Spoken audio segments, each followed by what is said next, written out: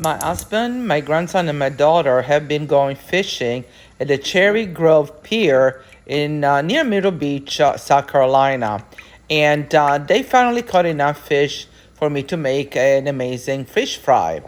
Now I know here in the States most people don't really cook the entire fish. Usually you get a fillet, but I was born and raised in Sicily, and my mom always bought the whole fish. And that's how she cooked it. She would make it fried, she would bake it, or she would put in a pan and put olive oil and lemon juice and cook it that way. But we always had fish looking just like this, all fish that we ate at the table, and we deboned while we ate. Each one of us had one or two fish, and that's how we ate it.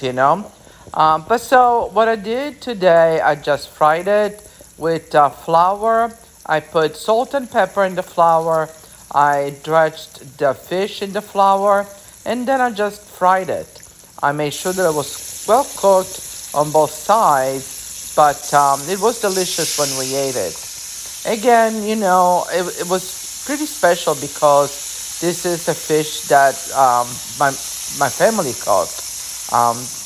Some of it was caught yesterday, and some of it was caught a few days before, and we froze until we had enough to make a big fish fry. So here's what I made, and I hope you like it cooked this way. It is something that is very special to me because it reminds me the way my mom used to make fish back in Sicily.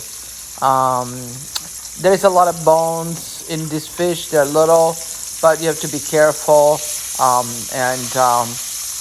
Hopefully this is something that you enjoy watching. And I am hoping that my husband will catch more fish in the future so I can make some more different dishes to show you guys.